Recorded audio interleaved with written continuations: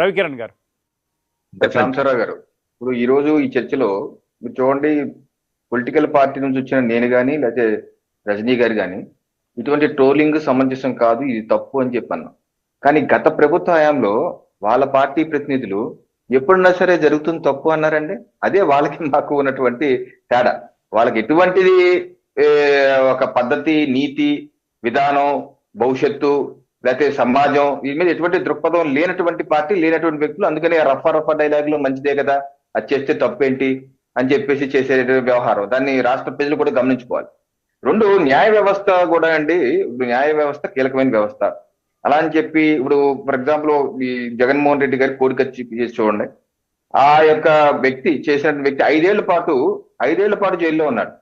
ఇది కోరికతో అటాక్ చేశారు, జగన్మోహన్ రెడ్డి గారి మీద అటాక్ చేసిన వ్యక్తి.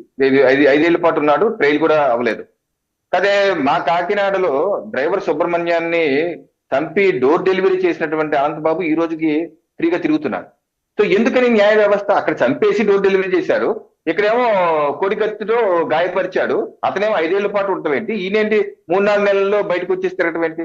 అలాగే జస్టిస్ వర్మ గారు, ఢిల్లీ హైకోర్టు జస్టిస్ వర్మ గారి ఇంట్లో కట్టలు తగలబడిపోయి డబ్బులు కట్టలు అయినాయి. సుప్రీంకోర్టు విచారించింది, నిజమేం తేల్చింది, రిజైన్ చేయమంటే చేయలేదు.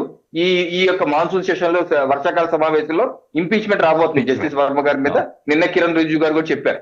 సో నేననేది ఏంటంటే, ఇటువంటి వ్యవస్థలు ఉన్నప్పుడు న్యాయమూర్తులు కూడా 1కి 10 సార్లు చూసుకుంటూ, ఎందుకంటే ప్రజలు కూడా పూర్తిగా గమనిస్తున్నారు. ఇది వరకు 10 ఏళ్ల క్రితం పెద్దగా జడ్జిలు పెద్ద గమనించేవారు కదా. ఇప్పుడు ప్రతి జడ్జిమెంట్ ని గమనిస్తున్నారు, జడ్జిమెంట్ కాపీలు చదువుకుంటున్నారు, అన్ని విశ్లేషణ చేస్తారు. కాబట్టి జడ్జిలు కూడా 1కి 2 సార్లు జాగ్రత్తగా ఉంటూ పారదర్శకంగా ఉంటూ, అది tough job, I accept it, tough job. కత్తి మీద సాము, ఎంతో టెన్షన్ ఉంటుంది, ఎంతో విధానం ఉంటుంది, చాలా టఫ్ ఇష్యూ.